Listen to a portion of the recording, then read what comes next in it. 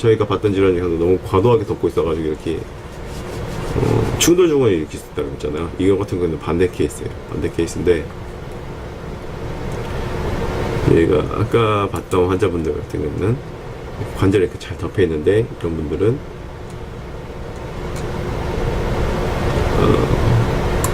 관절을 끝까지 덮지 않고 있어요. 이렇게 딱 덮고 있는 거예요. 지금 이렇게 덮고 있어야 되는데, 이렇게 덮고 있어야 되는데 이렇게 덮고 있는 거예요.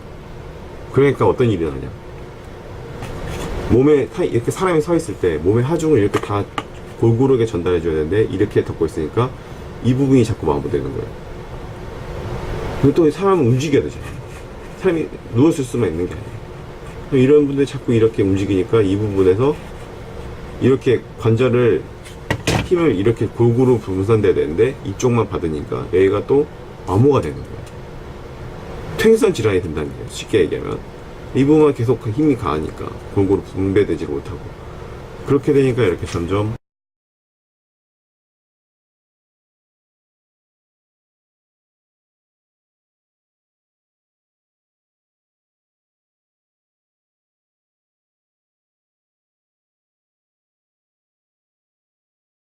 마모되는 거예요. 이분 같은 경우에는 보통 양쪽 다 발달성 이형성증이라고 해요.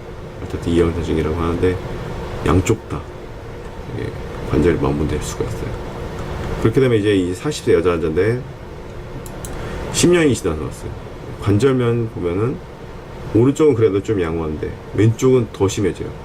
왜냐면 이게 양쪽 다 악화될 수 있는데, 이분은 특이하게 왼쪽만 더 악화된 거예요. 왼쪽이 더 악화되니까 이렇게 관절면 없어지고, 이런 분들은 관절이 연골이 아예 없으니까 뼈랑 뼈끼리 그냥 바로 부딪히는 거예요. 바로 뼈랑 뼈끼리만 하는 거예요. 약도 의미가 없어요, 지금 이 상태에서는. 그래서 저희가 뭐 엄청나게 통증을 많이 유발하게 되고, 그리고 저도 이제 환자분들한테 이거를 보통 설명하려고 유포하려고 이렇게 만든 거긴 한데, 이렇게 통증을 유발하게 되고, 저희가 이제 관절이 점점 이렇게 가면 옆에 있는 근육이 점점 딱딱하게 굳더니 옆에 있는 근육이 딱딱하게 긴장을 하게 되니까 보통은 물리치료나 이런 걸 통해서 저희가 좀 풀어줘야 되는데, 이게 그래도 계속 통증을 유발하게 될 거예요. 이런 분들 같은 경우에 이제 보통 거의 관절이 마지막 단계라서, 근데 나이가 근데 정말 인생의 반도 안 사신 분이에요. 그러면은 제가 이제 인공관절을 하게 됩니다. 발달성 이형성증은 퇴행성 관절염 옥신분이고, 저희가 이제 그렇게 되면 인공관절 하게 되는 거예요. 사진과 같이, 이건 사진 뒤에 6주 된 사진인데, 이렇게 인공관절을 하게 돼요. 인공관절 하게 되면은 여기 있는 뼈를 제가 좀 갈가내서 이쁘게 다듬은 다음에 여기다가 소켓을 집어넣어요. 그 소켓과 여기 이 부분을 잘라서 여기 이 부분도 인공관절을 바꾸는 거예요. 인공관절을 바꿔서 이렇게 싹 집어넣어서 이렇게 사는 거예요. 이제 이런 분들 같은 경우는 이제 정말 잘 되신 케이스고, 잘 되신 케이스가 아니라 보통 이렇게 저희가 수술을 하게 돼요. 왜냐면 퇴행성 관절염은요, 술관절도 마찬가지면은 저희가 더 이상 해줄 게 없어요. 정말 퇴행성 관절염이 이제 가는 단계를 저희가 진행을 막을 수 있지만은, 결과적으로 최종적으로 봤을 때는 뭐 아직까지는 이게 뭐 연골 재생이라든지 이런 부분이 크게 활달하게 잘 연구가 하고 있지만 아직 크게 효과를 본 게 없어요. 그래서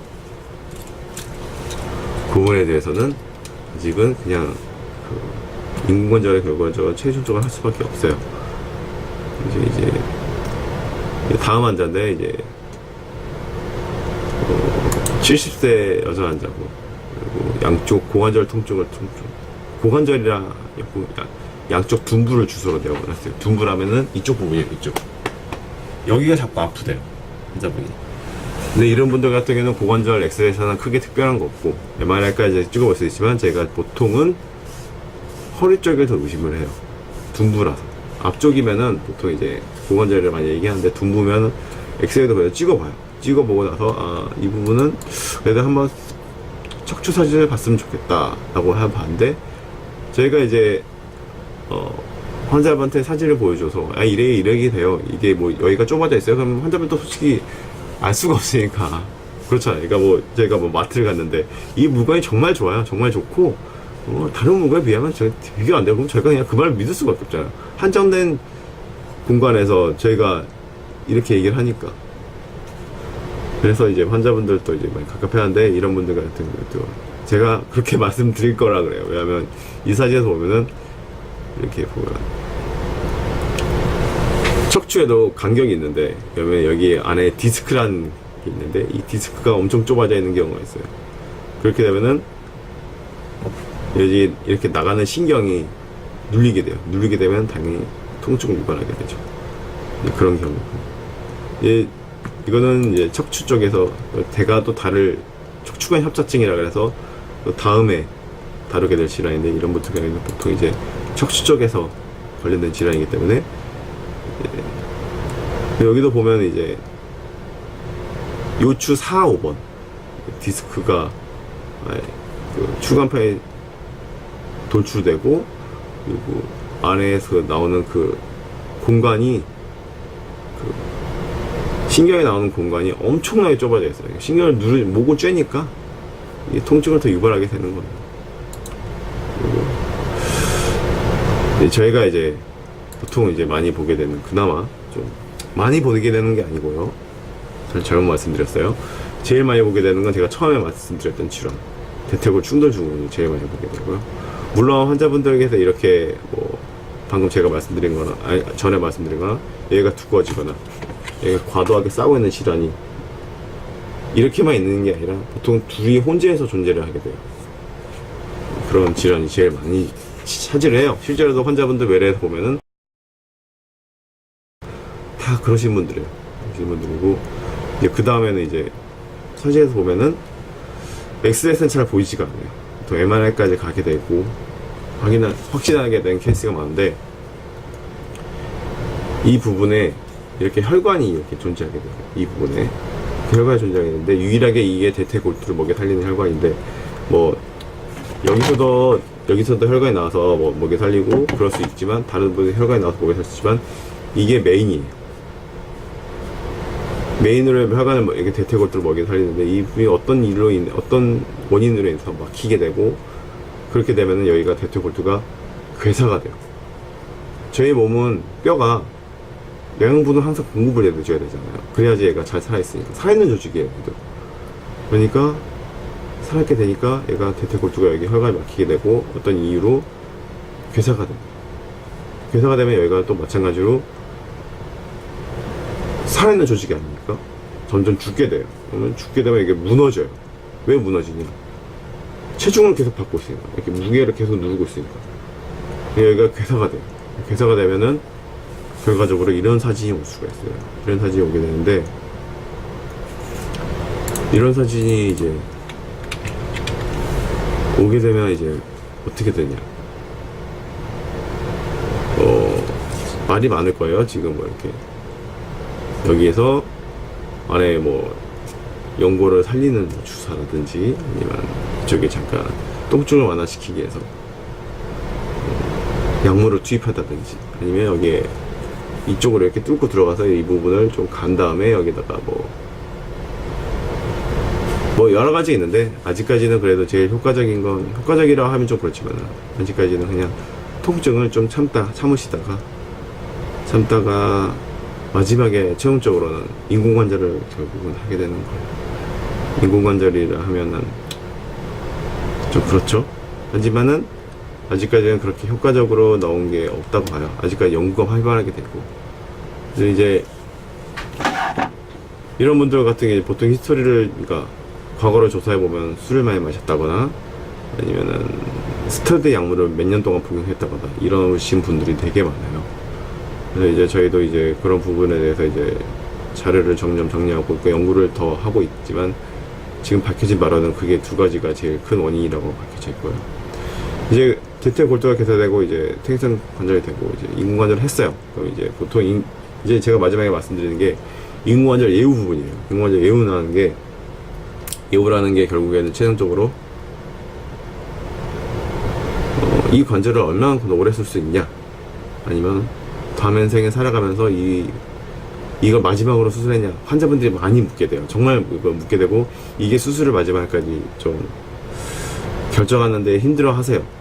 근데 이 관절이라 하면은 재수술이라는 것도 정말 힘들고 진짜 힘들어요. 첫 번째 수술하신 분들 다시 수술 들어가면은 안에가 해부학적 구조를 저희가 알 수 있는 게 되게 힘들어요. 왜냐면 이렇게 생각하시면 돼요. 한번 칼로 째고 들어가면은 그 부분이 다 녹아요. 그러니까 아이스크림 한번 녹았어요. 아이스크림이 있는데 처음에 볼 때는 이게 아이스크림이 여기 먹으면 무슨 딸기 무슨 조스 맛이 있고 무슨 뭐 맛이 있겠다 이렇게 예상하고 들어가잖아요. 근데 아이스크림이 냉장고에 안 넣고 한번 녹았어요. 봉지에 쌓여있고. 그러다가 다시 이제 큰일 났다 이렇게 냉동고에 넣고 다시 먹으려고 봤더니 형체를 알아볼 수가 없어요. 이런 단계예요. 그러면 아이스크림이 녹았으면 저희가 알 수가 방법이 없잖아요. 그래서 제가 수술할 때 정말 조심을 해야 돼요. 그리고 수술도 더 어렵고 그리고 더 예후도 더 안 좋아요. 그래서 보통은 재수술을 하기 싫어야죠. 저희도 마찬가지예요. 저희도 재수술하기 싫어요. 물론. 근데 이런 관절 이런 분들이 이제 재수술하게 된 경우가 보통 인공 관절이 마모됐거나 그래요. 근데 고관절은 그래도 좀 나은데 족관절 같은 경우에 발목 같은 경우에는 인공 관절 하게 되면은 그 수명이 아직까지 10년밖에 못 간다고 얘기를 많이 하더라고요. 이렇게 10년밖에 못 간다 카더라가 아니라 논문에서 이런 경향이 있으니 10년 동안 사용하게 되면은 마모율이 높으니 인공관절 재수술해야 되는 경우가 몇 프로 정도 된다 이렇게 얘기를 하는 거예요. 뇌피셜이 아니에요. 그리고 이제 인공관절 같은 경우에는 하게 되면 그 관절 대 관절이 엄청나게 마모가 많이 되고 그래서 이로 인해서 재수술하게 되는데 우리나라에서는 세라믹 대 세라믹이라는 그런 재질을 써요. 근데 이게 어떻게 보면 도자기인데 정말 실제로 만져보면 되게 매끈매끈해요. 도자기. 또 압축도 하고 이렇게 해서 아직까지는 뭐 잘 모으는 단계지만 20 몇 년 정도 됐는데요. 잘 모으는 게. 근데 그런 데서 마모율이 높지 않다고 나와 있어요. 그리고 실제로도 환자분들 경우에도 많이 아직도 잘 사용하고 계신 분들이 많고 보통 90% 넘게는 잘 사용하고 계신다고 보더라고요. 나머지 10% 분들은, 나머지 몇 프로? 10%까지는 아닌데, 나머지 환자분들한테는 막상 자신이 그런 일이 당하고 나니까, 안 좋게 보죠. 인공관절은 무조건 반대다, 이렇게 보는 거예요.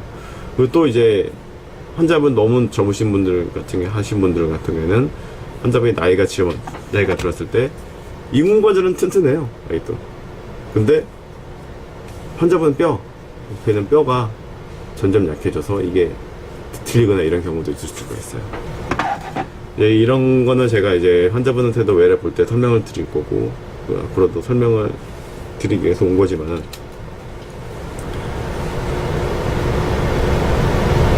정말 그렇게 만만한 질환이 아닙니다. 그래서 저도 환자분한테 충분히 설명을 하고 한 거라서 일단 저는 제 환자분들한테 이렇게 설명을 드리고 싶어서 이렇게 영상을 남기긴 해요. 나중에 추후에 제가 이제 외래를 볼 때 너무 시간이 촉박하더라고요.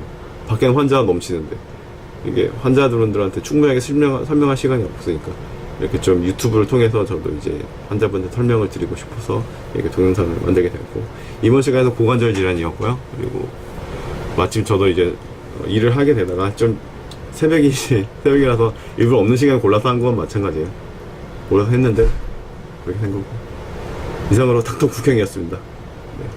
다음 시간에도 좀 많이 부탁드릴게요. 끝까지 봐주셔서 감사합니다.